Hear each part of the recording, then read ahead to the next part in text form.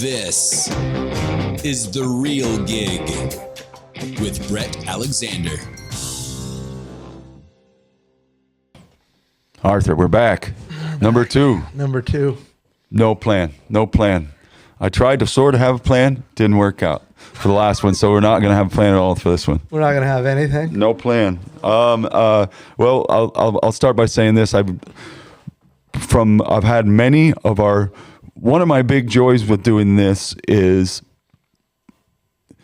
just having a document of it selfishly for myself. You know what I mean? Just having a like all these stories. I mean, there's still been so many, as we said in the last episode, there's been so many times that we were sitting around talking, we're going, yeah, this is a podcast. We should document this. There should be a podcast about this, and so now there is one, which is great. Yeah, and congratulations! This is awesome. This is really cool. Yeah. I appreciate Chad letting us sit around and talk. So yeah, definitely. but I'm very thankful to have a document of all these stories and all these things that have gone on, and hopefully people are getting a little bit of an inside view of what it's like, and, you know, the life of a musician, you know, and how it starts and how it continues, and what's those memes of how it started, how it's going, or, you know, like that kind of thing. Yeah, what it actually is. What it actually people is. think it is. Right. Well, this is what it actually is. This part. Which is great. Yeah, which is great, and I really wanted to do that, and I think probably my podcast here really started from the vibe of it. Really started from what you and I and a few and Kelly and a few select folks call group. Yeah, you know, we'd get together and have group, and group was just like group, you know, sharing session, maybe like the evening of Thanksgiving or something, or you know what I mean, something like that. Yeah. You come over and get the pierogies, and you get the turkey and make yourself a plate. Yep. Over at the bakery, and then we'd sit around and talk music and play tunes, and we had many parties on New Year's Eve and things like that. That, you know, the musicians always play on New Year's Eve, but we'd say screw that and have a party and have all our buddies over and take turns DJing and playing things and just talking about this kind of stuff. Yeah, and in the kitchen usually. It was either in the bakery or the kitchen. Yeah. Of the DuPont. Yeah, and then to give everybody a visual, underneath, you know, underneath our feet was the studio. So, and I love there was this quote from Jacob Dylan, and he said, you know, when he was a kid, you know, he said, when I was a kid, I didn't know who all these people were that were hanging out, but I know if they were playing with Dad, they must be pretty good, you know. You know, so I always, you know, like my kids, you know all my kids. Yeah. I mean, both of my kids, all my kids. Yeah. You know, I mean, you know my family. You know, my mother-in-law. You know, Susie. You know Kelly, my wife, and Scarlett and Harlow, and all the whole crew. You know, and you were central to that whole crew of people, and I'm happy to have a document of it, and that's what we're doing here. So I just want to talk about.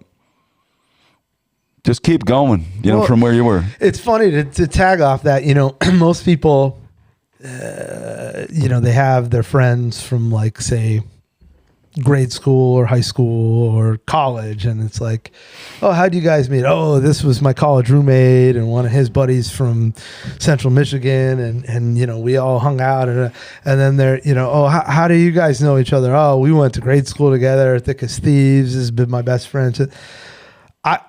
Some of my strongest relationships are people is music, like yourself. Like we're going on 20 years here. I believe it's like 18 years when I first met you. I believe the first conversation we had was in Bloomsburg. Yeah.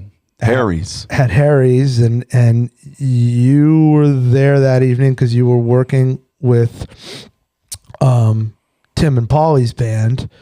And they were playing that night at Harry's, and I came down with some people. I think it was Dustin. Yeah, you were there with Dustin. Yeah, that's right. His band opened, and yeah, we just, it's like, oh, I think it was Paulie that was like, have you ever met Bret before? I'm like, no. And then you and I started rapping, and we were talking about a lot of the same things, and you're like, oh, you have to come down to the basement, and then it just materialized from Play there. on a record. Yeah. And then it became that, like, Yeah. And then for a while there, it was like 100 tracks a year. Yeah. Like morning session, afternoon teaching lessons, and then a night gig. And that was, again, I talk about that, how, that world was a world that existed. And now it's very, as a true side person,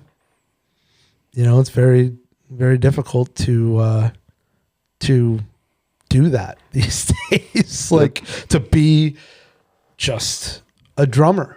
Yeah. But yeah, I mean, and we've had many conversations about that stuff. But yeah, I adored those groups, those New Year's Eves, those, all that stuff. Even when I was gone, when I'd come back home and whatnot, and we would hang out. I mean, that's some of the best conversations and memories, and even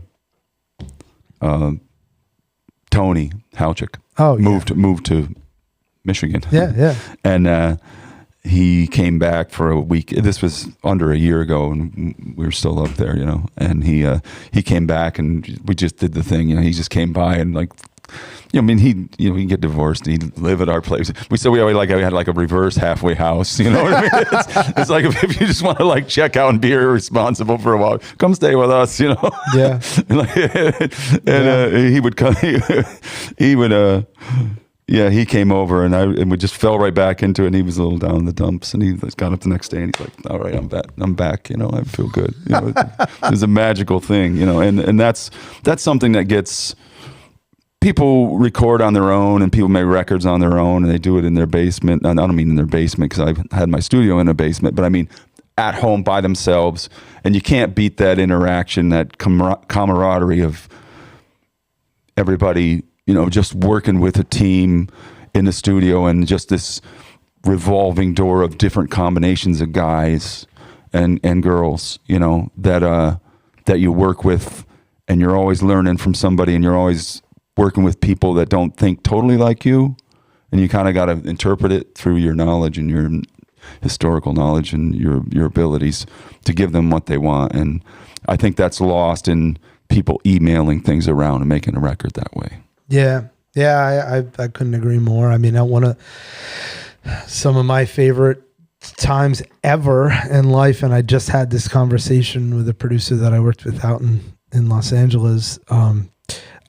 I have been making albums and having it just be, all right, we're making this album, so we're here, and okay, we're going to book these days out, or we're going to fly here or drive here and just stay here for a few days. That's been, I mean, we did that with Joe Burke in Brooklyn during COVID, and like, that is like nailed into my brain, just like the way New York City was at that time. But then just being there, that's all you're doing is, for those few days, you're dedicated again. This is what you're doing, and to me, that's vacation. That's a privilege.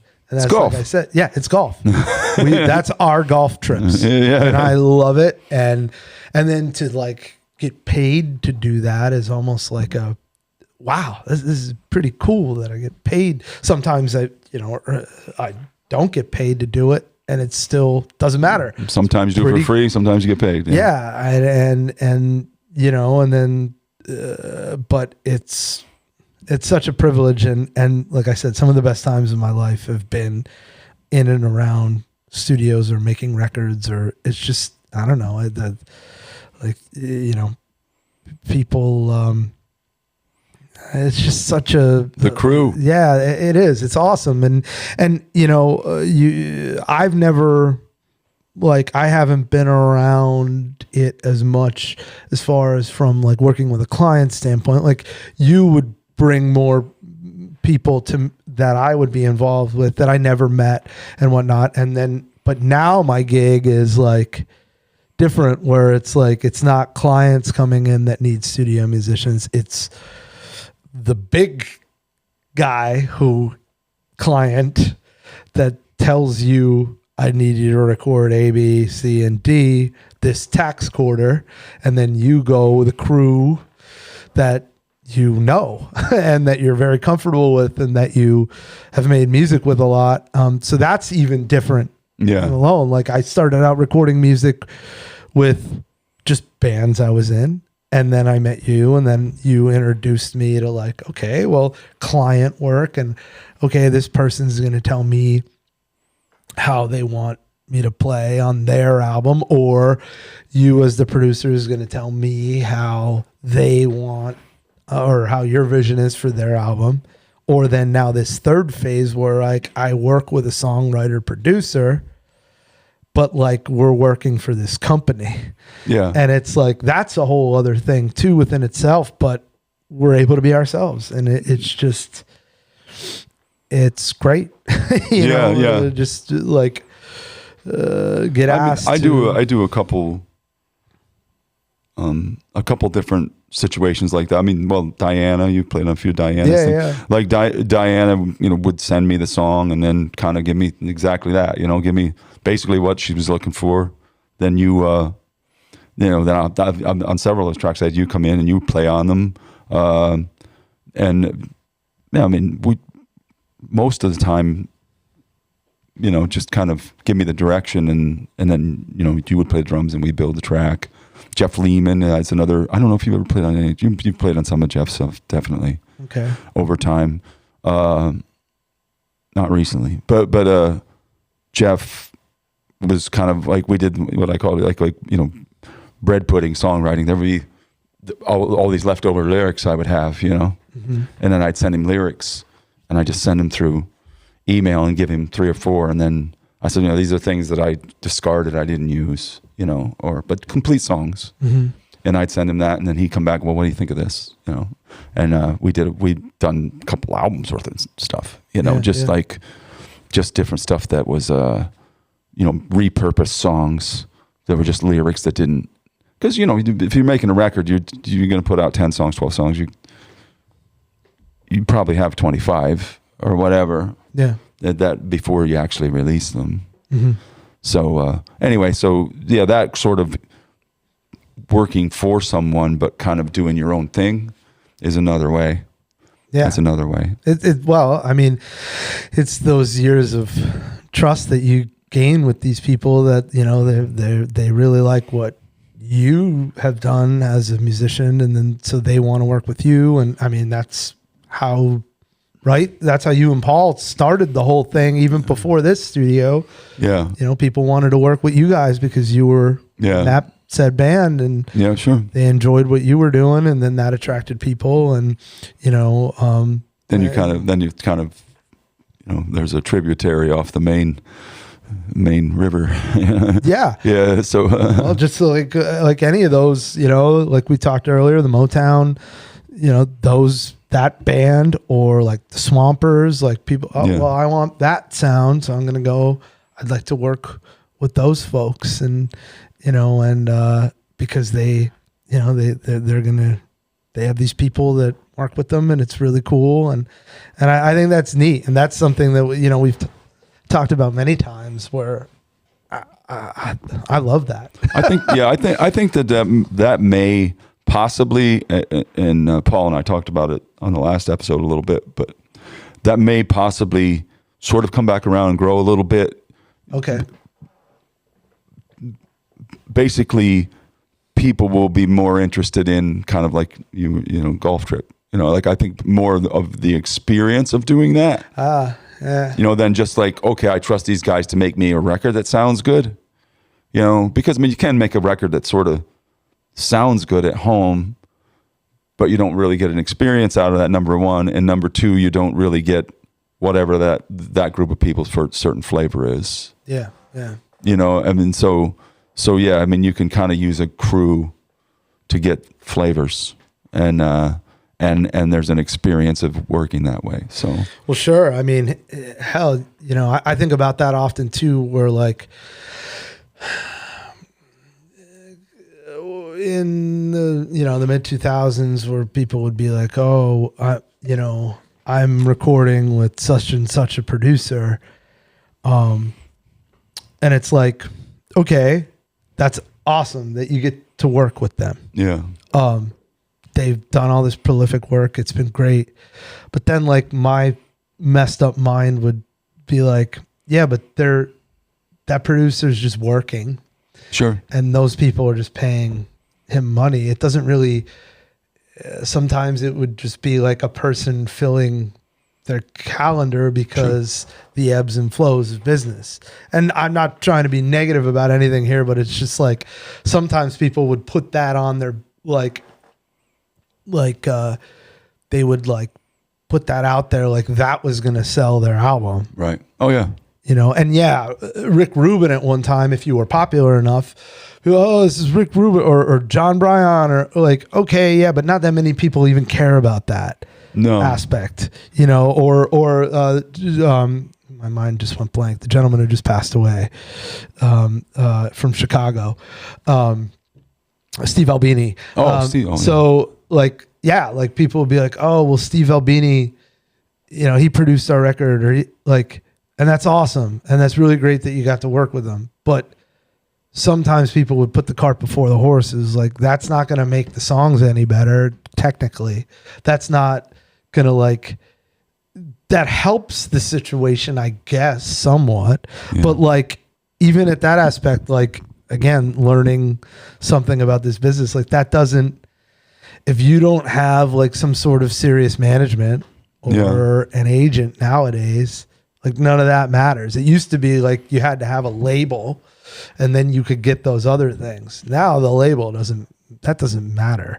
If you have like a serious management company or even if you have if you have a good agent, you're going to get some gigs like we were talking about earlier. You're going to get some gigs. But it really matters how people are going to respond to you. Yeah. So like all that doesn't matter, but yet those pieces are necessary. Yeah. I had a radio promoter years ago say something I thought was pretty cool. And he said, but this was back when records sold. Yeah. You know, but he said basically it's the simplest thing in the world. If you sell records, you get to keep making them. Mm-hmm. You know, I mean, and that was really, it's as simple as that. And the music is if you sell tickets, you get to keep. If you put asses in the seats. You put asses in the seats, you get to keep doing shows. And all that plays into all these things that you're saying. If you have an audience and you make them happy, you know, and you continue, whether it be releasing music or whatever, releasing music, playing good live shows, social media content, all that kind of stuff. But it's not about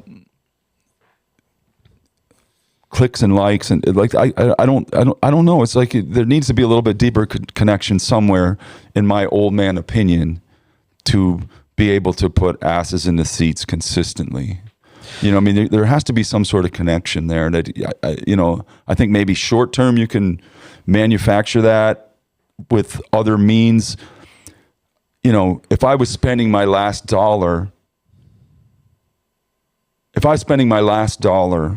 on an album or a band, I would not spend it on a producer. No. Or a studio. That's exactly what I'm getting to. Like you could, if your songs, if you have something and you really feel strongly about it, and you're in the beginning stages, you should spend your money more on quote unquote marketing it. And that side of things, make sure you make a good record, but having your plan, having your idea, the songs are solid, you pre-prod them, they're all ready to go, and you record them, whether you have a friend that does it professionally enough, but I couldn't agree with you more. You could do that later on, and that's the golf trip to Scotland or to Pebble Beach. Yeah, but if you're really after something, it's money well spent. Really, you got to dump that into your marketing, which that's a conversation too to be had. Like now, musicians have turned into, you have to be some kind of marketing machine. Yeah, and it's like that's where. Do you think you can do? Could you do that completely online? Yeah, 100%. I don't mean marketing. I mean, can you actually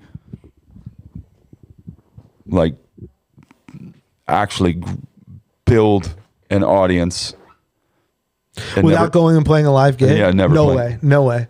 There's something you would know that. I absolutely. I think that to me. Well, I'm biased too. I'm a live musician, but I don't.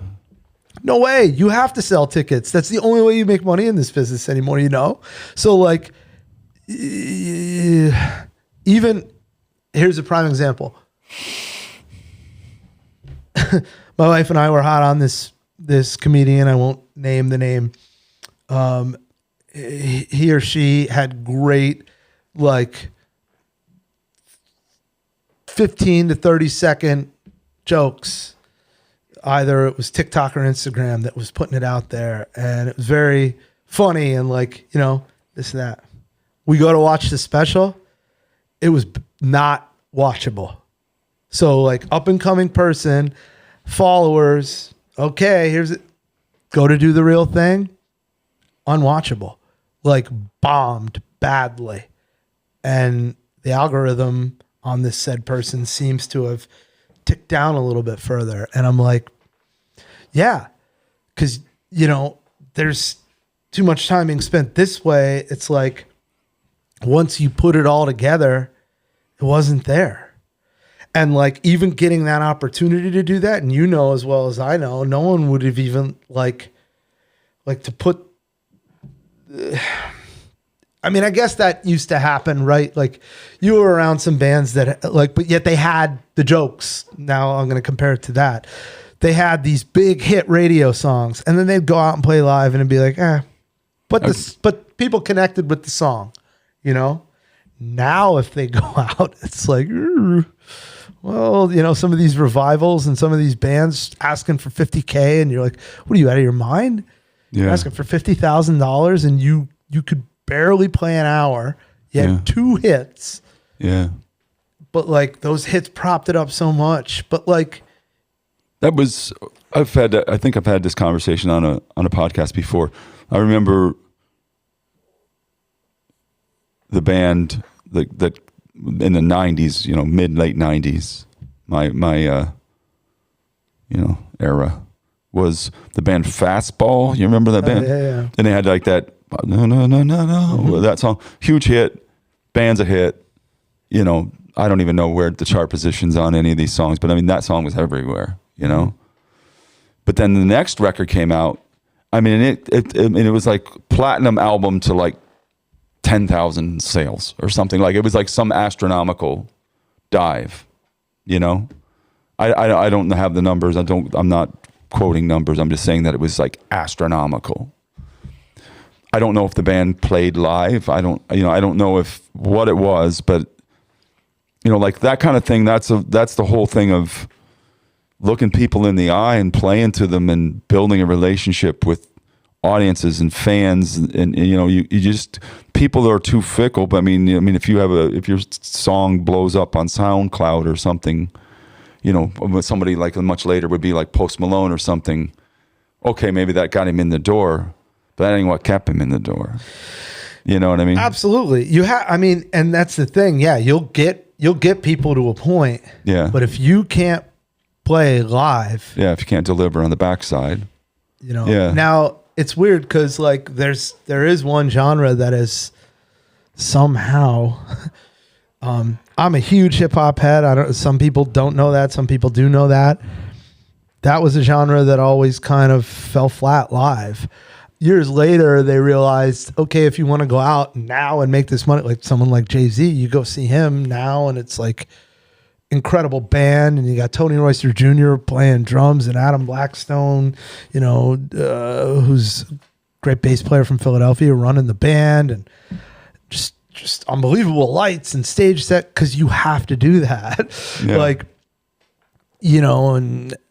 But can't walk up there and go, yeah, and I guess there are some of these younger people artists, but then how do you sustain that into a full-fledged career where 25 years from now, after you played that festival with 1,000 people, once that money trickles down and you need to go out and work again, where are you going to be standing? Like, how are you going to, like I talked about Fishbone, like he will entertain you.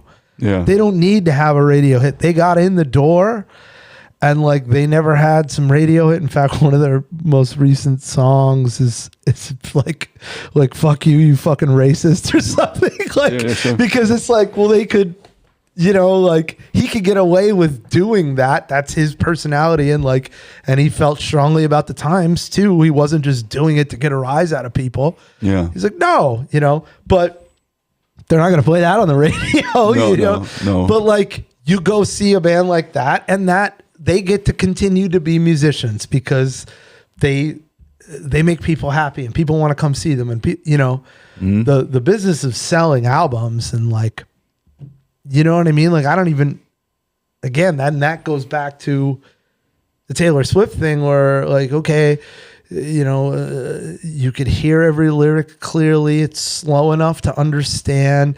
It's the content is easy enough to for a 8 or 9 year old to interpretate one way or a 39-year-old to interpretate another way.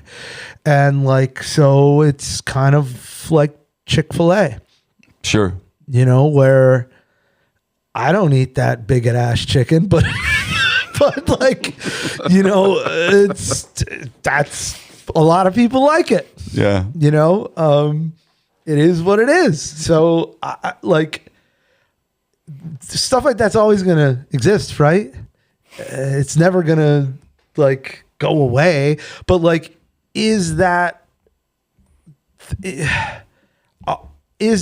becoming like the focus more so where it's like, again, there used to be that middle ground of artists like the Roots or whatever, like acts like that, or like a Fishbone where like they were able to live off the scraps of this bigger stuff and they still had this division and, people in the business still were like, no, these guys are good. They're a great live act. We're going to push them out there.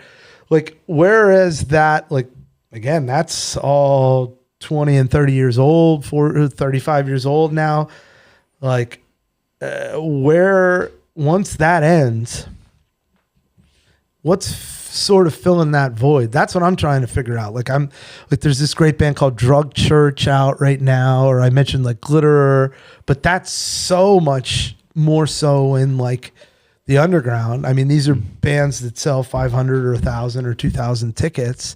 And they'll, Hot Mulligan's another one right now. A gentleman from our area plays bass in that group. And, they play, 1,000, 1,200, 1,500 people and playing these big festivals too, but where does that land as far as like, and, in the 90s, if you were playing to those crowds, now there's all this nostalgia. You're being put back out there. And like I said, like, there's certain set acts getting 50K, 75K, 100K. The ones getting 100K had a lot of hits and they were a tried and true good live act. But then there's like another set act getting 25K that they didn't have as many hits, but they're an incredible act because they were a New York band and they played the clubs and they hustled and they're awesome to watch live. And then there's this other one that had bigger radio hits that weren't so great. And it's just like, and they're making 50K now. And it's like 10 years ago or so, maybe 50, I don't know, maybe 15. Yeah, I don't know. But like, you're talking about this 90s revival. I mean, it was the 80s thing that's coming. It was, back decade and a half, 2 decades ago. Mm-hmm. And that was interesting because like we've played shows with Steve Whiteman, like the Kicks singer, the band Kicks. Mm-hmm. And it was like the case with those guys was, I mean, from my limited, I mean, there's, management and, I wasn't at all the gigs and all that kind of stuff, but just from my side of the fishbowl, like those guys probably if you take that status of, you know, in the 2000s, their status as far as their place in the pecking order went way up because they were a good live band. Yeah. They knew how to put on a show. You know, they were a good live band. They knew how to put on a show, put them on a bill with like Mark Slaughter and 3 or 4 other guys, dudes, you know, who's gonna entertain you? Yeah. You know? And you see it at these groups that are out that have one original guy, 2 original guys or whatever, and they're all hired guns and they learn the material and they stand in the back and then the front guy comes out. Or even the guys that are all intact that are just phoning it in. There's just so much money to be made. Yeah, I mean, it, like, you know, and there's nothing, like I said, there's nothing wrong with that. Like one of the bands, you know, that has sort of like not been in that revival because they just kept sustaining was Blues Traveler. Yeah. Like they just always sort of played and always, because they had a lot of big songs and then they were also like a, you know, they were jam band adjacent. Popper was out there playing with Mo. I know he had his thing but like, you know, they could go out and play and entertain people and they're a good live band and it's solid and it's good. You know, but now it's like some of the songs outlasted, you know, the playing. And like you said, it's like some of it gets propped up. Forget which one. It was either the Verve or the Verve Pipe. I think it was the Verve Pipe, the Freshman. Yeah, that's it. Yeah, they played Montage and like it was the one gentleman and he was good. But then it was a cast of characters and like, you know, the drummer was like my age. Yeah. Solid gig, you know, paid this, that, or the third, which I'm gonna revert right now. In that situation, especially nowadays, people are so misled what those people are getting paid. Yeah, because they're getting paid nothing. Yeah, that guy out front that wrote the songs and now has these people that no one knows behind them. Those people that no one knows behind them are getting paid like not great. Yeah, they're usually getting paid a weekly rate, sometimes a per gig rate. It depends on all different things, but it's not what you would think comparable to, all right, that band just made $17,500. 10,000 of it went to that one gentleman singing and the rest of it was divvied to everybody else. Divvied up to everybody else in the situation, including the agent and the management. Yeah. So, you know, at the end of the day, a decent customer service job probably do you better. That's the thing. Do you want to be on? And like, I just listened to Questlove on Mark Maron. This was from like 2 weeks ago, and he said we got to 21 years in our career where we decided we were making really good money, but now we can make the same money and not go anywhere. Yeah. And he was like, everybody was kind of like, all right, yeah, let's do that. Yeah, like, right. You know, because, you know, they were all in their 40s at that point. Amir said he was the only one that, he's the only one that never got married, obviously, because it's a hard, they used to be on the road. Like he tells the tale between like 210 and 260 dates a year. Can you imagine that for 20 straight years?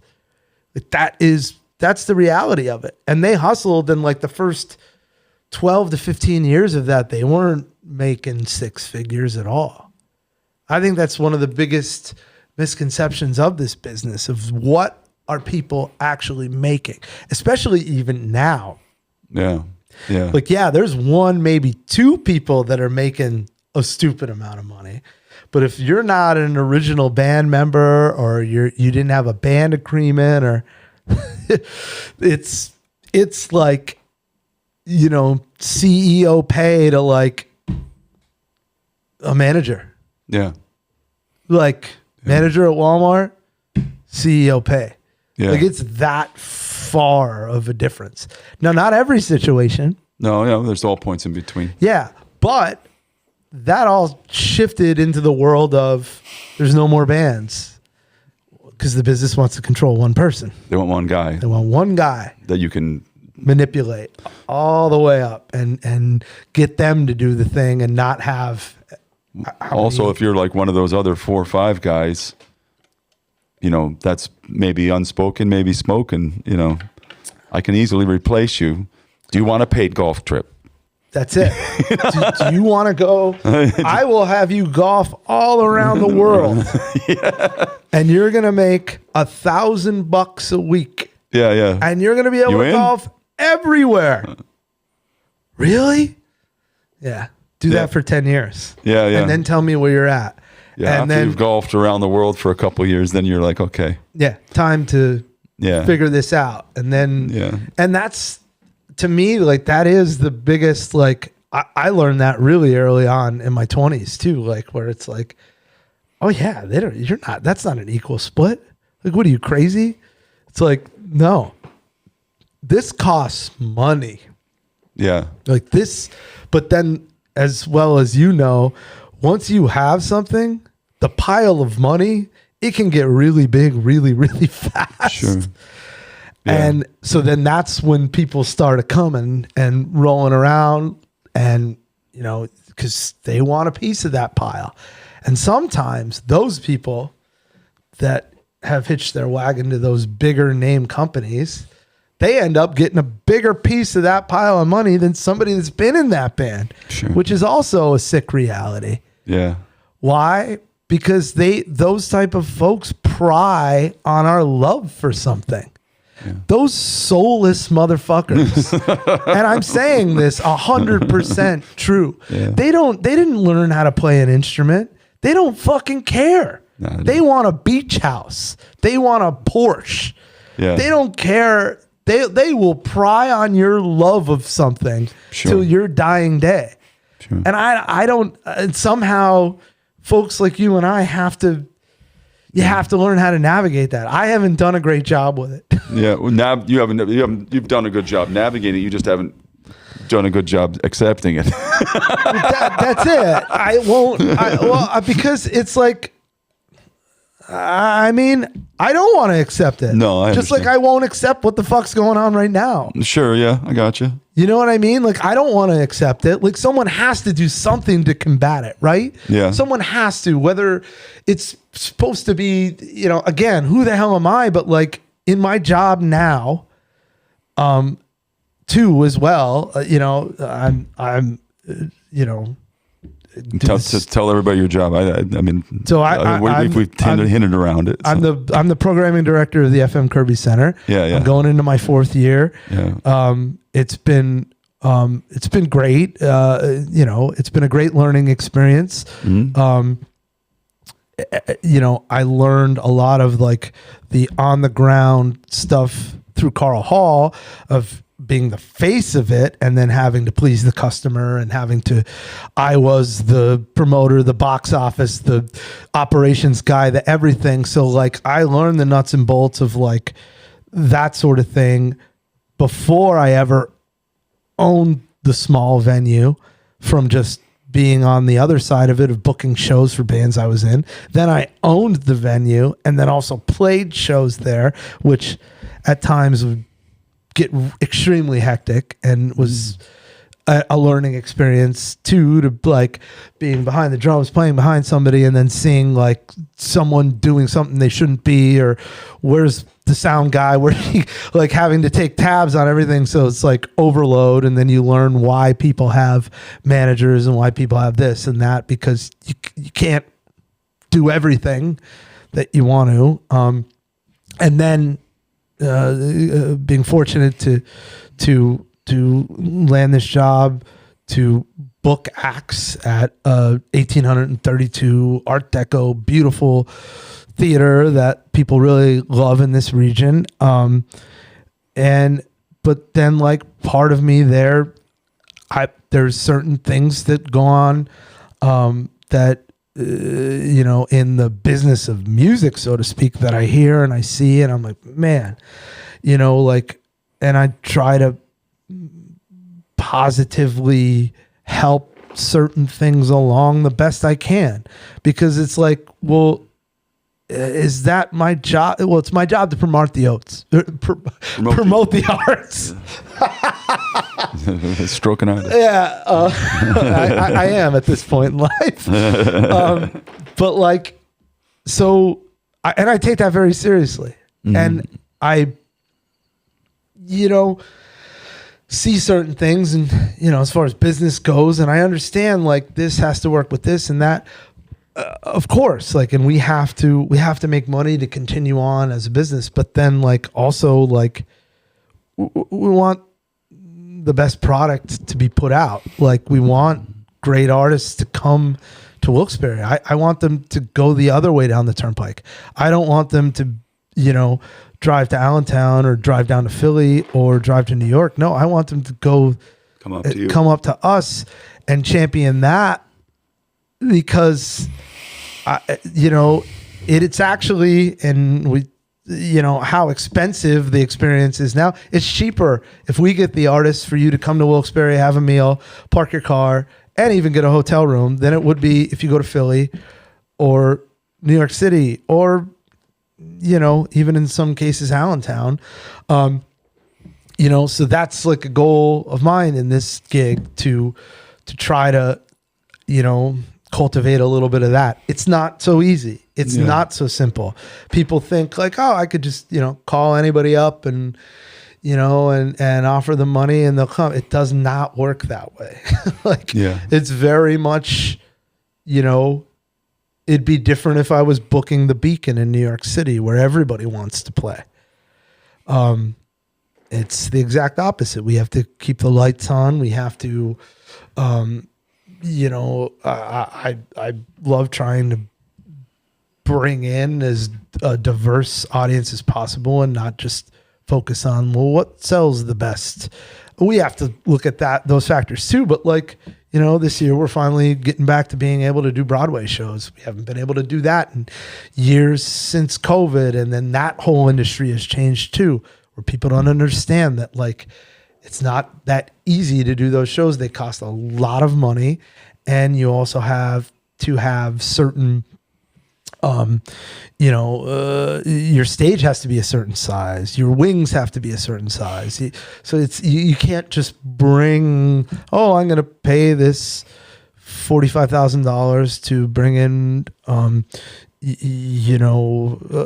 said Broadway play, Music Man, and we're going to have Music Man. And well, unfortunately, that show can't fit on our stage. Yeah. So those are things that people like, maybe they don't understand. Like, well, why couldn't you get that show? They got this show. Well, there's more to it than just like paying an agency money and them coming here. Oh, I saw that, I saw that Glenn Frey is on tour. Why isn't Glenn Frey playing the Curb?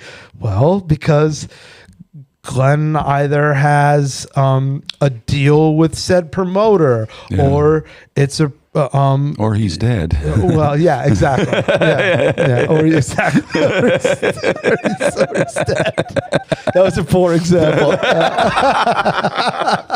I knew what you meant. You know what I mean. John Oates. I'm playing with John Oates. Yeah, exactly. Well, I helped facilitate that for the city, and and it's well, what about Daryl Hall? It's like, okay, like like it's just not. It's not that simple. And we do our best and do everything we can to just try to get good, people to come to our area. You know what I mean? And then that comes up being in this world for so many years. Well, can we open for so-and-so? Sure. Yeah. Just come right along. I'll open the door for you. You could come in. Yeah. It's like, again, it's not that simple. Yeah. If it was, everybody be doing it. And okay, in the 80s, even up until maybe the 90s, it was easier where a promoter would allow you to put a regional or a local act that draws. And yes, 1 out of every 75 times you get asked to do that. Yeah. But it doesn't work that way. If you could put asses in the seats and you are within the same realm of that said artist and they know about you, they'll ask you, Yeah. what about this, or this? Or if you have a connection, a personal connection to the band. Or like there's certain artists that are like, they're like a blues artist. I don't want a blues artist opening for me. Don't you dare put no blue. Like they'll like have a hard line of like, okay, put somebody on it. Cannot be a blues artist. Yeah. Has to be somebody different, or they'll give you the parameters, you know? So it's been great. It's been great to see, you know, people enjoying the heck out of it. Yeah. You know, in moments where, you know, you stand there and at the, you know, end of the show and get to see somebody like Bonnie Raitt sing and be like, wow, this is pretty cool. You know, Bonnie Raitt's here in this town. Right. I had something to do with it. To help people come and forget about whatever it is that they're, you know, forgetting about, or to make them happy in that moment. That's why I really enjoyed doing it. You know what I mean? I remember you saying that like Jerry Seinfeld, you were like really impressed, not only with his show, but just like how professional it was. And you get to see how these guys, how they roll, you know, and the little service, man, and the detail of just the way they roll and the way they run their businesses and the way they come and go. Yeah. You know, absolutely. I mean, and that, you know, the older crews that are the well-oiled machines, it's amazing. Yeah. Like Beat with basically, you know, the King Crimson. So, you know, Adrian Ballou and Tony Levin of King Crimson. And then it was Steve Vai, you know, and Danny Carey playing drums. I mean, that was a lesson in everything, like all encompassing live sound, you know, sound check, band interdynamics, how to be a professional, hearing somebody like Steve Vai play rhythm guitar behind somebody, like, you know, again, like some people that like don't realize, it's like, listen, man, there it is. There's history. There's, you know, knowing your craft and being incredible at it. All the details worked out. It's not Steve Vai's show. Yeah. You know, he just got asked to be part of it, and for a reason, because he is incredible at what he does. Yeah. And he's a gentleman, you know, and that's the other thing too. Like, you won't last long if you're an asshole in this business. No. You just won't. Like, plain and simple. That the only ones that do are the ones that like invented something, and it's top down from them. Yeah. You know, it's so enormous that they're just unstoppable. Yeah. But like, even at that, like, but yeah, the Seinfeld thing, I mean, it was like the Secret Service of comedy shows. Like, they came in, they knew exactly what was what, and Jerry's going to do this and this, and here's his mic, and they bring the mic out of the case, and then I want these lights this color, and I want it this, and let's rehearse this cue. Come on, ready with 5, 4, 3, and boom, and then they have the cue, and then the music, and then Jerry's going to come out, and then after he's gonna, you know, the opener's going to pass the mic to him, and they're out the back door. Yeah, then they're gone. Yeah, that's they're it. Just gone. Like, that's it. They do cool? the show. The show's over, and there they go. Yeah. Where'd Jerry go? Where is he? He's not here. But at the same time, like, kind of, for me, listening to all this, you think like there's a certain sense of what we were talking about. You know, you're starting out. You're young. Whether it be music, comedy, whatever it is, and you're trying to learn, and you're not skipping any of the steps, and you're getting your shit together, and then you get screwed. And everything goes wrong, and then you come out the other side, and hopefully, maybe if you're good, you get your crew around you. You know what I mean? You get your crew around you that you can trust, that you're comfortable with, that you like, and then you just kind of turn that into a well-oiled machine, and then from there, you know, you just kind of get your circle in tight, you know, of the people, and then whatever level that's on, whether you be Jerry Seinfeld or you be Fishbone or you be me. You know what I mean? And then you just kind of have this clan that you trust, and then you can just go out and you can sort of have a good time, and do your craft and be who you are. It's that whole kind of swath along the way that's so hard. And like you said, the younger bands don't sometimes, some of them do, some of them don't. Most of them, I would say, don't want to know about what the guy here knows. Yeah. You know what I mean? They don't want to know about that. They're just like, it's from a different area. It just doesn't apply to me at all. It does. You know what I mean? And because you're dealing with human beings. So then when you get in this, everything goes to shit stage, I love, did you see the Queen movie? Yeah. Like there's one scene, everything's gone to hell. And he's like, Rami,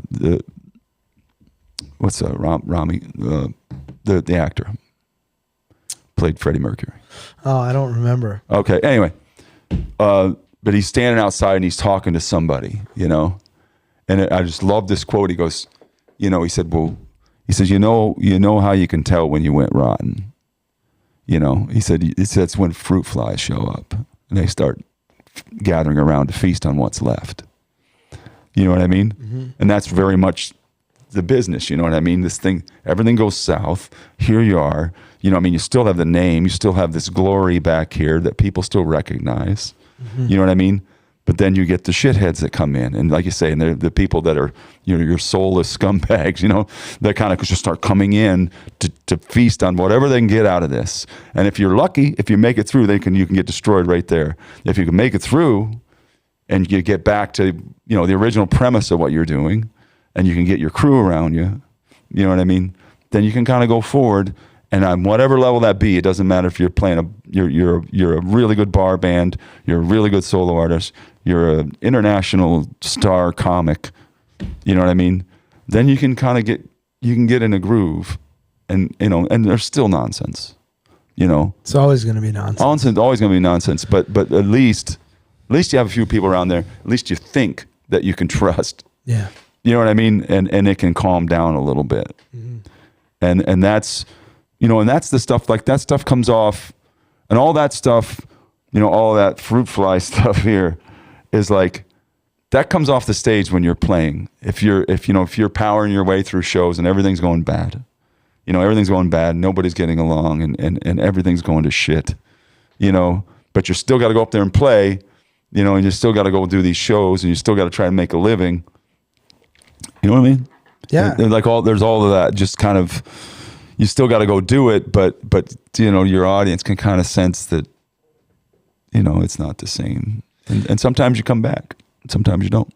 Yeah, I mean, if you're fortunate enough to have that audience, right? Right. Well, that's what I was saying. If you're a younger band, these are things you have to learn. Yeah. You have to learn this from people that have done it before, and you can't skip the steps because everything's about content now. Yeah. Because like content's not going to put asses in the seats for long. No. Short term. Yeah. And it's absolutely essential. Well, I mean, also, but I'm not ragging on content. I mean, videos. I'm doing a podcast. I'm doing a podcast.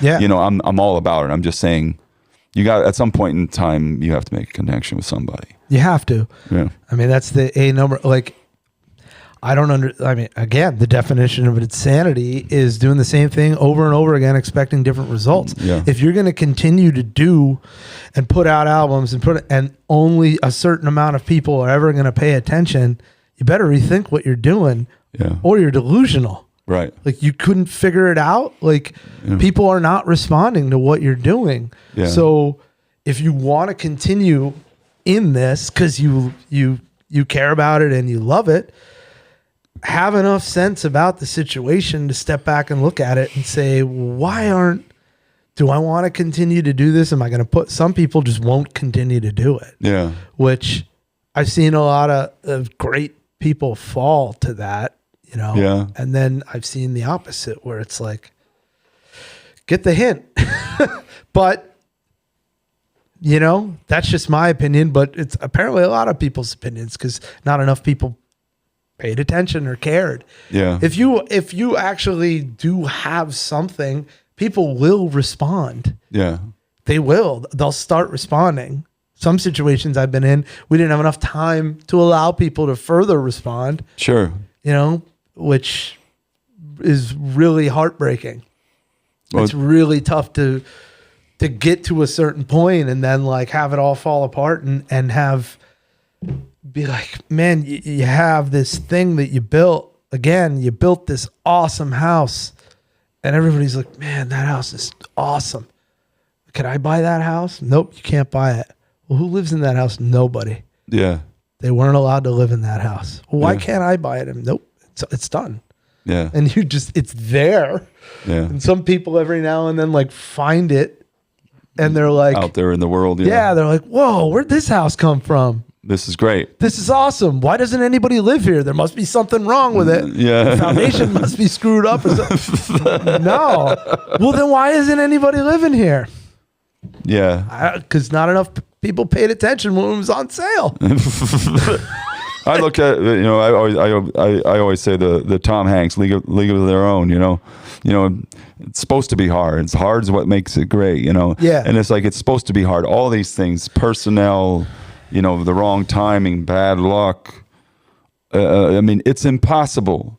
The fact, it's impossible that you're alive, first of all, what I mean? Just the odds of anybody being alive and the fact that you get, 4 guys from a little town in Liverpool get together, you know what I mean? And become what they became, or Birmingham or Wilkes-Barre. It doesn't matter, just the fact that like you were able to like pull any sort of level of success out of, there's so many things to go wrong. Yeah. And a lot of it, before you even walk on a stage or call a booking agent or sign a contract or get paid at the end of the night, there's just so many things to go wrong, Yeah. Because you can get out of college and you say, okay, whatever job, or you don't go to college, I'm going to work customer service and I'm happy with that. And I come in at 8 and I leave at 5 and I go home and watch Netflix, Mm-hmm. That can still go south on you, yeah. you know what I mean? So, but, at least it's a little more predictable, like. I don't ever want to become complacent in this. No, you can't. No, especially like in the studio. That's what I like. Yeah. My brain goes insane. Like I don't ever want to like try to, I'm not trying to be different for the sake of being different ever. I'm just trying to like grow. Yeah. I don't know a damn thing about podcasting. I'm sitting here I've been doing this for almost 40 years. You're just trying to learn, trying to do, have conversations and hopefully inform people a little bit. All these things are interesting to me, like stuff we've talked about, but you don't know, people don't know. They're not looking at they're not smaller than the whole pill. Yeah. All these things you're saying, No, that's the thing. It's funny because, I struggle with the fact of like people, I'm going to say this on an open forum. Like I'm only 41 years old. I've been doing this longer than most people. Yeah. And I've been able to sit behind a lot of really incredible songwriters. I've been, played all over the country, different parts of the world. And like, I just want to help people, but I love sometimes when, the younger people sort of look at it like, well, who the hell is this? It's like, I get that. I'm not, because I wasn't on a TV show or played with a huge artist. I mean, that's how recording music is going. Like the drummers that are like doing those said gigs that I'm talking about, that I'm fortunate to do, those guys that have piles of those every day, they're all the ones playing on those huge tours. So it like, those are the guys that like Aaron Sterling, for example, incredible drummer, plays with John Mayer. All day, every day, he's in the studio. Yeah. Just people are sending him tracks. He's recording on them, sending them back. And he also works for different companies and like, okay, he doesn't really have to go on the road 100%. He could choose to do what he wants on the road because he's recording music every day, in his own space. He doesn't have to leave. He doesn't have to, drive and travel and do all this stuff. And he's able to make a living doing that. But like for somebody without a name, that got lucky enough to be able to play with John Mayer or good enough, or I do this because I love it. Yeah. I don't know if I'm good enough or not. I don't care. I love it. Yeah. So that's all that matters to me. And again, like, I don't know, sometimes the imposter syndrome ensues and you're like, well, what the hell am I doing here talking about this stuff? Because my buddy called me and I'm pumped about it and it's fun. But like, you know, I don't know. I guess at this point in life, I try not to take it too seriously. Sure. But I want, even if I just want help. Sure. You know, like, and you love it. Yeah, that's you love it and you're passionate about it, and I say all the time, and everybody has to find what their gumbo is, you know, what combination of things that they can live with. You know, I mean, do you want to be on the road 250 days a year at this point in your life? I mean, probably not. If it was the right gig, maybe you do it. Maybe you do it for 2 years and say, you know, hey, even the money, it's not worth it. I'm coming. You know what I mean? It's a journey of priorities and family and you know, loved ones and you know, every step along the way you're kind of deciding, you know, am I happy? Is this worth it? You know, or is this on the way to something else, or is it just drudgery? You know? Yeah. You know, I mean obviously you can't say, oh, it's hard, so I'm going to quit. You know, but if it's just kind of, and you keep that in perspective. I saw this interview once with it was the drummer, the guy that plays with Styx. I can't remember his name, but he was talking. He said, you know, I said he got the gig. He went out and he was playing with Styx. And then he comes home, right? And he comes home. And he said, and I'm playing a wedding gig, and I look out the window at the arena I just played. Yeah, headlining. Yeah, there you go. You know, but he said I didn't. You know, it was a gig. That's working. That's working. You know what I mean? So, and again, like, doesn't make him less of a player. No, you know, or any of that. That's the thing that I've struggled with the most too. Is like, I fucking hate when people that have been around me my whole life say, "Still playing them drums." Yeah. You know what I want to do? I want to say, "Fuck you." How could you ask me this? Like, have some decency. Like, honestly, I'm looking right at the camera. Don't do that to a musician, ever. Don't ask them if they're still playing. That's fucking rude. It's bullshit. Especially if this is who they have been their whole lives. Don't ask them that. That pisses a musician off more than anything, to ask them if they're still playing. I'm going to fucking die doing this. I want to die on the drum throne. That's where I will be happiest, is if I have a heart attack or stroke out while I am playing, or at least on the couch in the studio. That is the honest to God truth. That is it. Hopefully after you get the drum track done. Yeah, I'm going to need that. I mean, I'm going to need that. It's stroke out after we get the parts. Exactly. Yeah. I mean, fuck. That's the one I can't. That's it. That's the biggest. I've always, you know, that has always bothered me so much. And I get that other people don't know, but like, I don't know, like, musicians need therapy more than anybody, like, because they just it's just like, man, yeah, we're going to continue to just be pummeled and kicked and, you know, all because we're not on this thing. Yeah. Like, what the hell does that even, like, I don't know, you know, and. Well, I mean, it doesn't matter who it is. Very few people, no matter how enormous they are, you know, most people, when you say, okay, whoever, blah, blah, blah, you know, Bonnie Raitt, they'll say, you know, I can't make you love me if you don't, or one of those songs. That was enormous. That's like that much of Bonnie Raitt's existence. Yeah, but that's what they know about her. That's what they know about her. I'm saying the vast majority of the population, they know the hits. You know, they know like, and people are obsessed to this day. They're obsessed with that. And there's a book I read a few times called The Long Tail, and it's like an economics business book. And basically what it's talking about is, you know, as time has gone on, people are obsessed with hits, but the market is a long tail. So it's basically like, you know, over here is all the, you know, ginormous stuff, you know, that the big hits, the Taylor Swifts, the, you know, all these all these people over here, over here on the left. If you're looking at it as on a graph, you know, then it goes like this, you know, all the way over there. You know what I mean? That's the tail. So then that's all the guy, the middle class guy that's making a living, you know, as a musician, you know, makes $100,000 a year or whatever the hell he makes. And then right down to the hobbyist that hasn't played his first gig, you know, and this tail is way, way more actual music and commerce than the 10 people that are here. Yeah. You know, so that's where, you know, but you know, like all of that, there's life there too, you know, and I mean, and it's not a consolation prize. That's where most people are. Yeah, yeah. You know, and they're all, whether they're, like you said, you know, doing tracks and like John Mayer's drummer, like doing tracks at home, then goes out with John Mayer. That John Mayer, going out with John Mayer isn't his living. No. You know, that's probably, I don't know, 20, 30% of it, depending on a given year.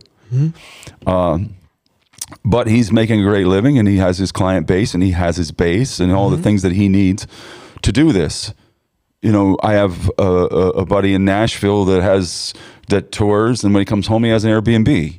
You know what I mean? And he uses that to kind of level off what he does when he's not on the road. It's endless. You know, you teach. I do sessions. I play solo. I play with a band. I have 18 bands. You know what I mean? I know 2 incredible musicians that play with a very prominent musician and just been on tour this whole summer and whatnot. 2 of them in that band, and they've been playing with this gentleman for a long time. They're both insurance adjusters when they're off the road. Yeah. So that's like also the reality of it, because it's like 2, like one of them used to do a lot of studio stuff in LA, but then COVID hit, he had to move, and it's like, well, what are you going to do? And what's a gig that you could get to subsidize your income where you could do it and then stop and then do it? A natural disaster occurs. You could fly somewhere for 3 weeks, make a boatload of money, a year's worth of salary and money, and then leave. So they, like, those guys, they were ninja, like they figured it out. Why? Because being a bartender when you're 45 or 50 or 55, you know, it could run a toll on your knees and on your head. And well, if you have a family, once again, you're working at night. You know what I mean? Exactly. Like when your kids are home from school. I mean, it's just the reality of it. Yeah, like, you know, like, sorry, but like the days of Prince being Prince, I don't, like, there's not, you know what I mean? Like, though that's kind of what I was alluding to, like, earlier. Like, like, I think that's truly going away. Yeah. I think there'll be a few. I mean, like right now there's only a few. But then, like, modern day, like somebody that's a personality like that, okay, like Post Malone, he, you know, it seems like a funny guy and does his thing, and okay, hard worker. Yeah, he's talented. He's going out and playing country tunes now, and it's cool. But like, I'm talking about like these mystical dudes, like the, you mean an example? Yeah, and like the Sun Ra and the Prince and like the Sly Stone, like these people that, like, you don't get too close to them, and they're these things, these enigmas that are bigger than life. And like, I like, could you imagine like Prince going on TikTok and being like, yo, you know what I mean? Like, what they would have, those type of people have to do now. Yeah. I don't think the personality matches. Robert Plant, Jimmy Page. Yeah. You know, cooking some eggs. And, yeah. So, like, making breakfast. Yeah. Like, I don't, you know what I mean? It doesn't quite like, work. Yeah. It doesn't match like the person, like, you know, okay, people could take Noel and Liam's comments and put them somewhere, but they're not on there, like, face forward. It's just interesting how, like, it's you know, I don't know. I think there's just so much of everything now too. Yeah. But like, I don't know. I think like those type of artists, they're not as, you know, sexy enough, quote unquote. like because they need to be out there on the algorithm, like saying something, doing something constantly, this, that, and they're not just maybe the next Prince isn't just allowed to be who he is because you have to do all this other stuff now. I don't know. Like that's what it's a different time. I think about that too. I think basically, in my opinion, what I read, when I read people weighing in on things that people do, it used to be back in the day. Okay, back in the day, Neil Young says, "Nah, I'm not doing that." You know what I mean? I'm not doing this. I'm not going to be sponsored by this business or whatever, or I'm not going to take this money. You know what I'm saying? And I think almost now, like there's a certain mindset of like, well, you dumbass, take the money. You know what I mean? I think there's almost backlash for trying to take a stand for something because people think that it's just an angle. Okay. You know what I mean? Mm-hmm. Like more so than taking the money, than grabbing the bag, Well, back then though, think about that. Neil Young doesn't still have to do it, but wouldn't have to do it because there was that other business that got on so well, the business of recording music. And he was making so much back-end money. That's what I'm saying. It's a different time. Yeah. Like if he was broke, he'd be on TikTok. Oh, absolutely. So if you were Neil, you have Neil Young, hey, with his his little Instagram posts. Yeah. Trying to get his name out there. Just it's like the medium is totally different now than it was then. As far as like how it got out to people, how people found it. And there's similarities. It's still about connection, about connecting people, but it's like all those are typically maybe a little more. I don't know. I mean, I ask those questions. I ask them a lot on these podcasts. Like can you get that sort of deep level connection from these very, very shallow things? You know what I mean? Well, speaking of that, there's that kid. I'm saying long lasting, 40 years of Billy Joel kind of well, I mean commitment from a fan or well, and the jump too. I just recently who's the country kid that plays mostly, his biggest hit was like solo acoustic and it was on Yellowstone and in the Orange or whatever the song was called. Your daughter likes him. Zach Bryan? Yeah. So like someone like him, now you're hearing other people like all of a sudden tailing off that like, okay, someone hit me up the other day about like the new hot, person, and I listened to the music and it was like, yeah, some acoustic song, and I'm like, all right, this guy has 10 million monthly listeners. I don't get it. Like what the hell is this? I did this recently. My daughter, well, Scar does all my social media stuff, and we were talking about Zach Bryan, and I just did a little. I mean, I know a lot of the songs, and I've listened to the records. Like when they come out, she'll send me things to listen to, and then I'll just kind of recommend things, And I listened to it, and solid, good stuff. But then it was like I'm kind of reading his history, Wikipedia page, and it was saying, okay, well, there was this, one YouTube video that basically sort of blew the gates open, it's just like this vertically aligned video of him outside playing some song. You know what I mean? In a sea of stuff with no context whatsoever, you look at it and it's like, he's got a cool voice, good looking guy. But there's 500,000 million, of well, these that's things. What I don't understand. Like what made that rise? Jason Isbell was out a dozen years before this. Yeah. And had, 2 songs that blow that out of the water. Yeah. And we're acoustic like that. And I thought, I don't get it. Yeah, I'm not getting into politics. I don't do that on this, but like that was what I was with that Oliver Anthony thing. Oh yeah. You know what I mean? Because it's like everybody's saying, spokesman for his generation and whatnot, and I'm like, no. Well, play me Tyler Childers. It's like, yeah, exactly. Like he's been around forever doing this way, way better. Well, he's getting on at least. Yeah. There's some of these folks too. Yeah. I mean, it's not even a comparison. No. You know what I mean? And talk to me in 3 years about Well, this. that's the thing. It goes up. Now it goes up so fast and comes down. Yeah. Like and I'm only looking at it just having nothing to do with any of the conversations that could be had about it. I'm just from purely musical. Oh yeah. Song, performance, all that. I'm just like, well, how are you supposed to play a 3-hour show if you have less than 3 hours of recorded music out in a stadium full of people? How are you supposed to enter? Again, where are the hits? Yeah. Because I don't think where's the amazing band that can just stand under some lights and play? And if you don't have hits, it's not. And they're just. And then you want to know why? Because it's not about that anymore. It's about the $28 beers. And like, oh, who cares? Like, they're all gonna come to hear that 2 songs, and that's it. And we're gonna sell, 33,000 $28 beers, probably 2. Do the damn math. It's insane. Yeah, it's unreal. So like, they're just like forcing some of these acts out there, and it's like, wow, like how.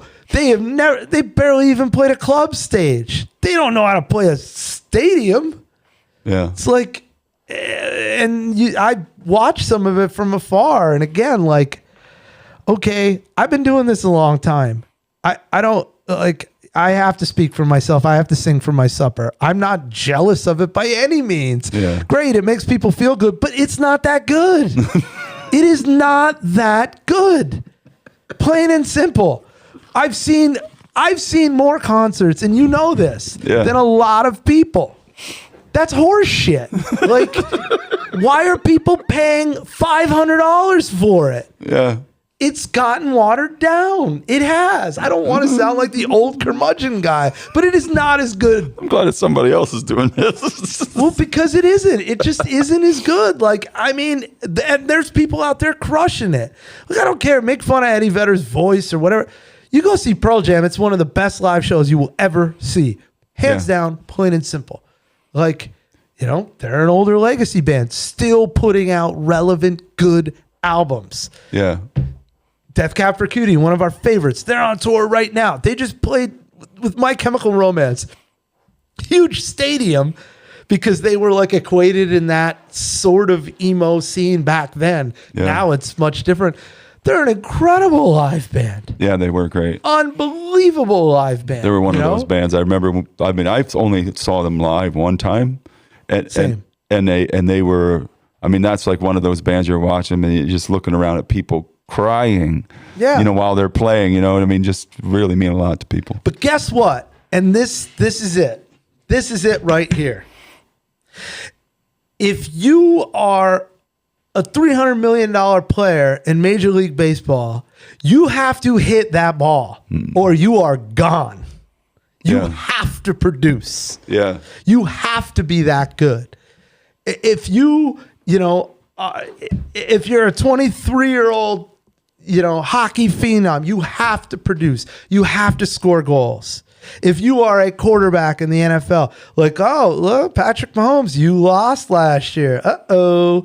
Patrick Mahomes, let's see what's going to happen this year. Oh, if you slide back, if this could be the beginning of the end of Patrick Mahomes. Well, we don't know. I don't want to predict. But again, it doesn't, like, in that world, you have to be good.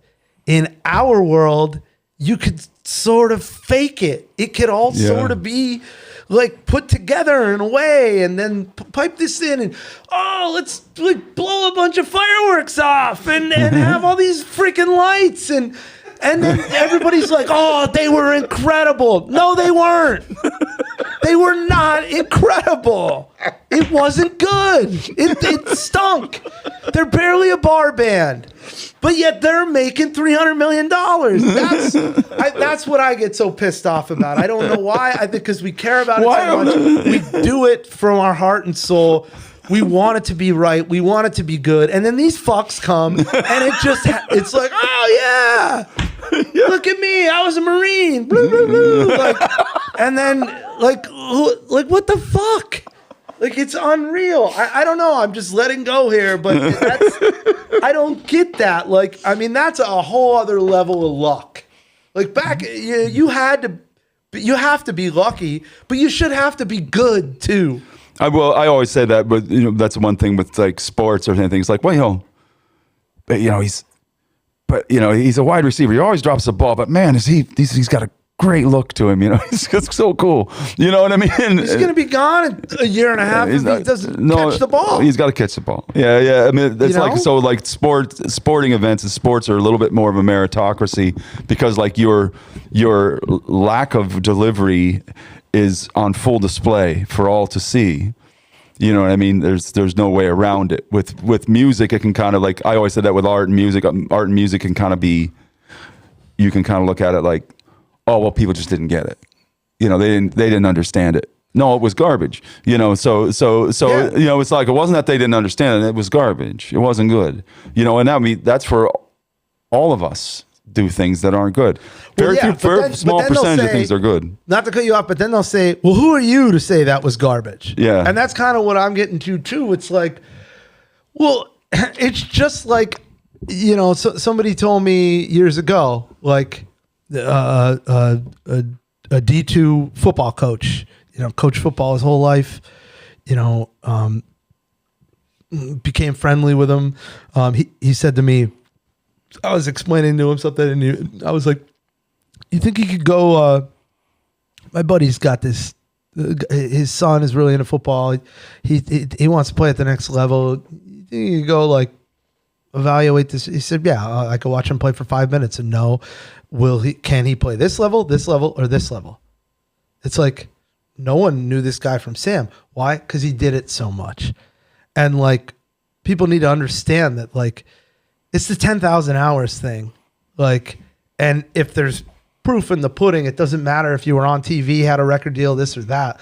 Like now you could be exposed to anything. No one wants to do their homework. They want fucking AI to do it for them. Yeah. So like, no one's going to do their homework. Like they're not going to know, like there's all these resources around you to get on if you really want to get on, but like okay, well, I'll just use AI. Well, no, you can't. Like you have to learn how it got to that point. Yeah. This is almost the exact opposite of Paul's talk last week. It's like you have to learn how to utilize it. Well, that too. No, you have to learn about that too. Not the opposite, but he's coming out from the other side. I just think that, man, and then, but that's what I'm getting to is like the watered downness is what's being fed. If NFL quarterbacks started sliding and it's like, oh, they only do this now and they only throw 10 yards and little by little, it's like, man, I remember 25 years ago, like NFL quarterbacks used to throw like 50 yards down the field. Why don't they do that anymore? Yeah. You know what I mean? And it's like, well, they didn't allow them. Well, look it's happening in Major League Baseball. Why are they only pitching 6 innings? Well, because the analytics say that. Screw your analytics. Yeah. Greg Maddux was a genius. Yeah. He knew how to place pitches. He didn't have 103 mile an hour velocity, but he had a long career. He was able to pick places to throw the. He knew. Jamie Moyer, same thing, long career. Now these pitchers, Tommy Johns. Oh, his arm's stronger. Now he'll have even better velocity. Throwing 103 miles an hour. Then, Tommy Johns again. There he is. It's over. Career's done. That's it. His arm's done. And it's like, well, why do they have to do? Like, why can't they learn how to throw the ball at points? Why can't they be smarter? Why do they have to, cheat codes? Like what learn how to do the thing, man. It's the old bull, young bull conversation. Yeah. Let's walk down. Yeah. I don't, I want to see AI bake a cake. Like that's what's going to happen. Make dinner. Yeah. Go have your computer make dinner. Oh, I think it will. But I'm not saying. You think the computer will make dinner? Oh, yeah. You think so? Oh, hell yeah. Hells yeah. It'll make dinner. But my concern was kind of like, I see what you're saying there. Yeah. I mean, it'll make dinner. Cars are driving themselves. Cars are driving themselves. Yeah. It's pretty freaky to watch those. Yeah. But I just my sort of question and concern was kind of like, okay, you're like a newer, basically as time goes forward, and a newer generation that grew up with this from the beginning as a reality. You know what I mean? Yeah. All this, and there's no foundation underneath them. They're just like, who the hell are you to tell me? You know what I mean? That was that Standing on the Shoulders of Motown. There was a scene in there where one of the piano players was doing a lesson with somebody, and he said the kid wasn't listening to him, and he was kind of getting a little bit, he's kind of pushing the kid to do things. He's like, well, if you're so damn good, what are you doing here playing with me? What do you do? Why are you here teaching me if you're so amazing? And the bigger question is that's the way it works. Yeah. Sometimes you're headlining the arena. Sometimes you're playing the wedding gig, looking out the window at the arena. You know what I mean? Yeah. But that doesn't diminish the player you are or your craft. Or most of these guys, as they get older, their skills grow. If they're not screwed up, but people don't really have a lot of respect for that because there's too many explosions going on in front of them, with what they're looking at on a screen.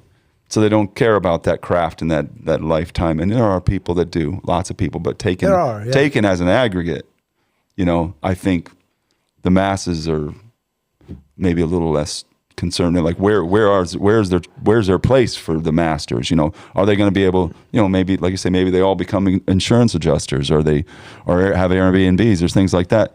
And that's how they live, but it pisses you off very much when somebody says, like you say, are you still playing the drums or something? Did you give that up? You know what I mean? Or whatever. You know what I'm saying? I think that's it's something that you want to carry it out to mastery the best you can. And it's not something that's optional. Yeah. It's a calling. And you got to decide whether you have it or not. It's my vocation. It's my vocation. I learned that early on in Catholic school. Yeah, this is my job. Vocation. Yeah. Yeah. Well, Zappa said it the best, right? The masses are asses. Yeah. But to get, yeah. I mean, what you're saying is and I get that. Again, the long and short is people don't know what they don't know. So, but like. They don't know what they don't know, and they don't want to know. Well, that's the thing too. But it's like, it is like, it's just, no one ever, like, if I was a doctor, no one would be like, hey, you still practicing proctology? Yeah. They wouldn't, they'd just be like, oh, he's a proctologist. Yeah. Like, you know what I mean? Like, even like, the term starving proctologist does not exist. So we're working at a deficit here. Yeah.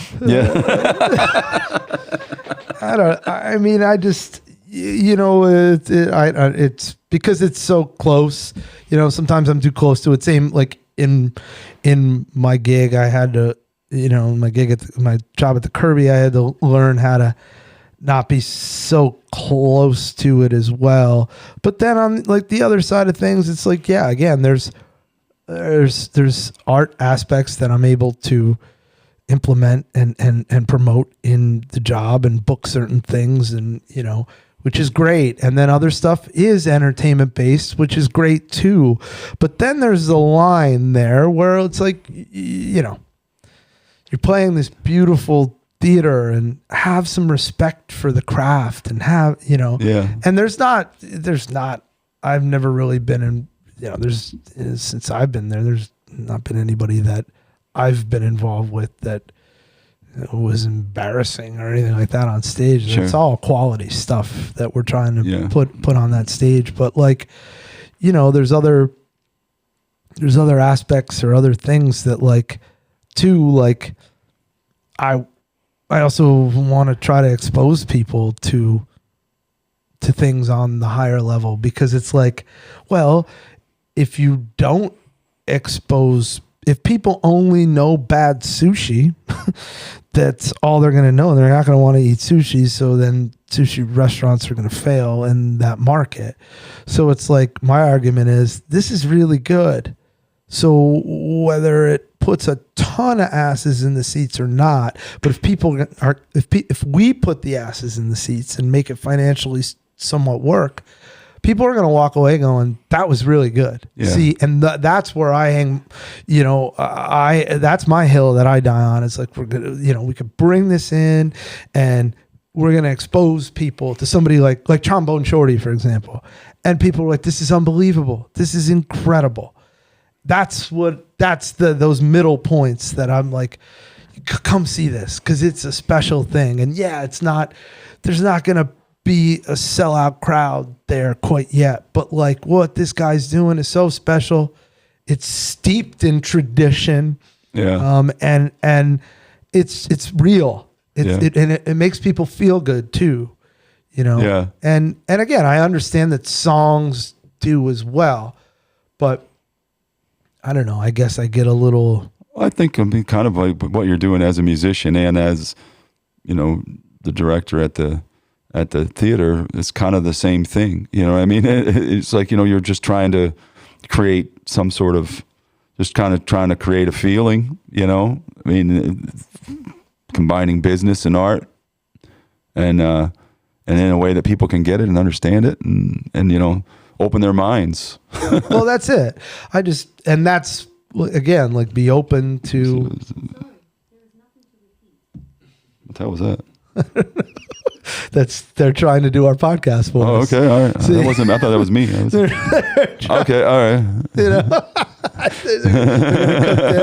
gonna do the. What are we gonna do? Yeah, they're gonna. Some dude and some woman and dude or whatever is gonna come in here and start like interjecting, and then like blow us both out of the water because with their knowledge. Yeah, exactly. Of all the things we're talking about. Actually, that's incorrect. Well, yeah, yeah, totally. That's incorrect. Yeah. I mean, it's man. Listen, none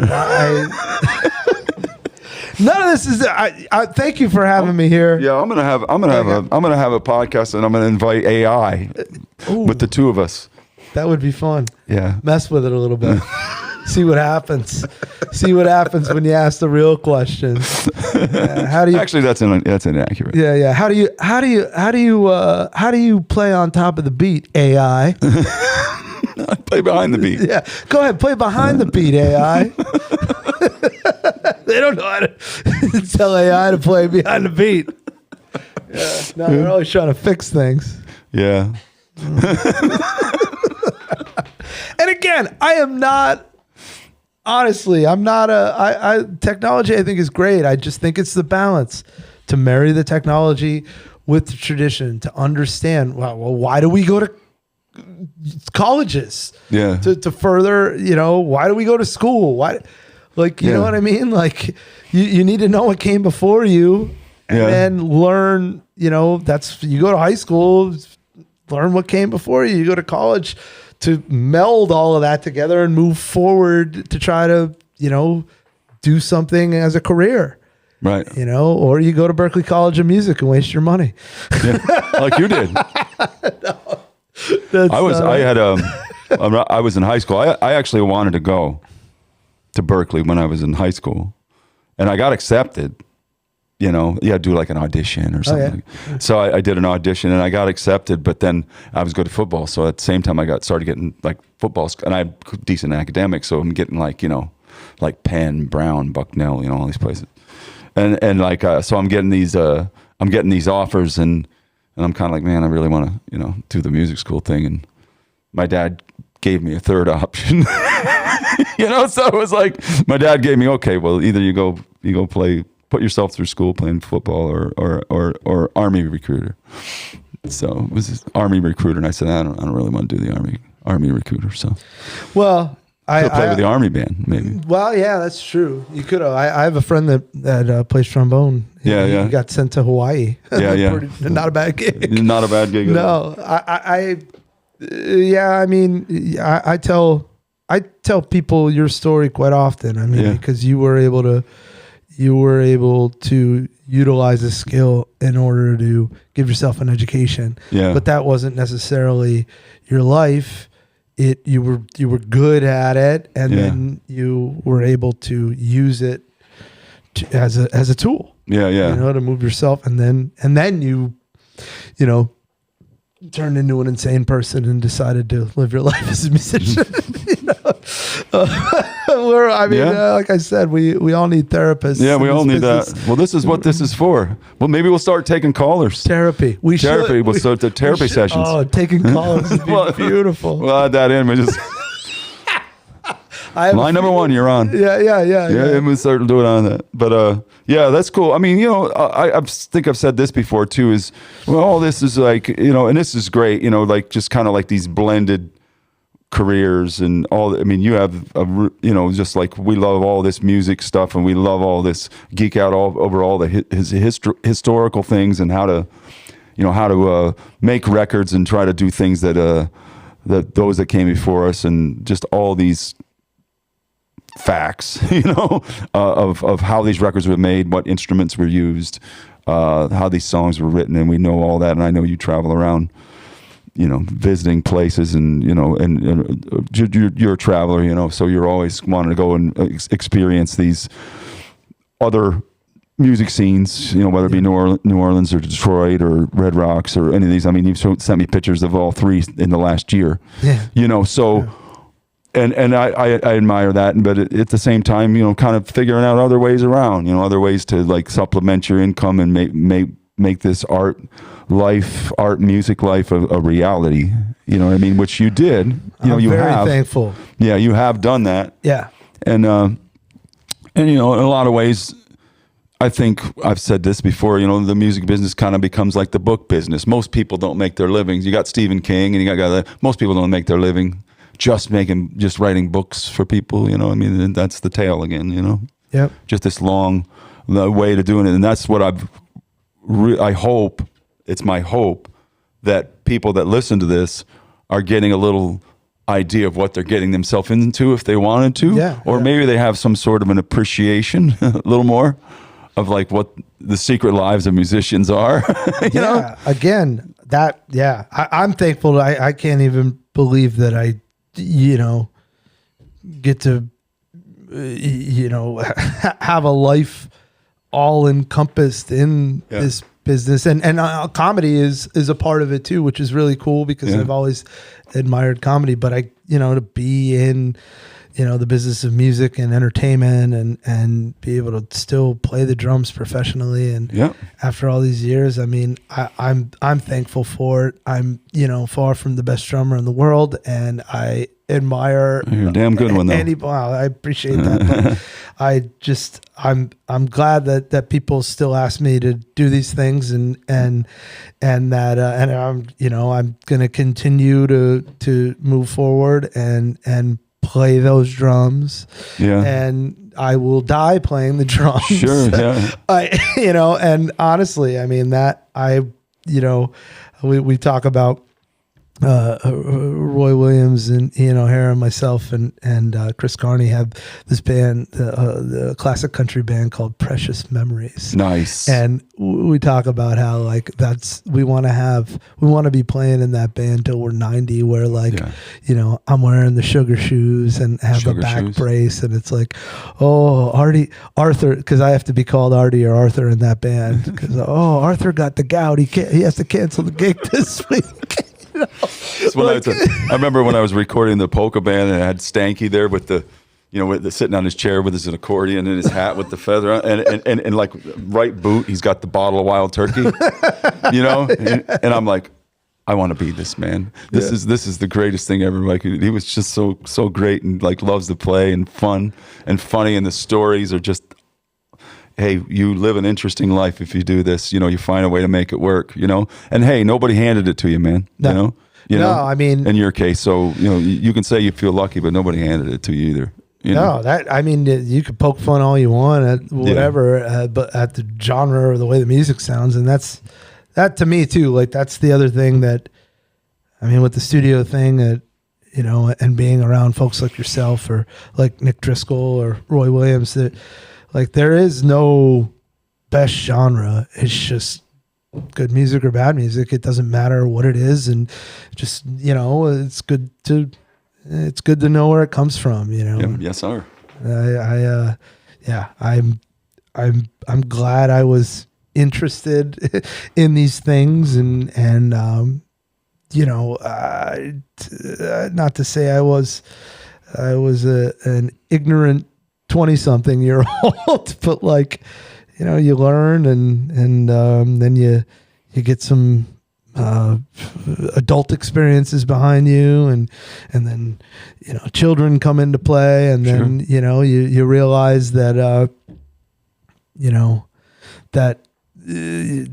again, thankful for still being able to do this and be part of something, and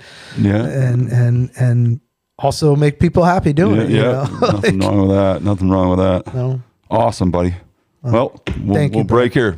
Yeah, my man. As always, absolutely, we're gonna go play some music now. So. Yeah, I know. All right, very good. Thanks. This podcast was produced by Stone State Entertainment.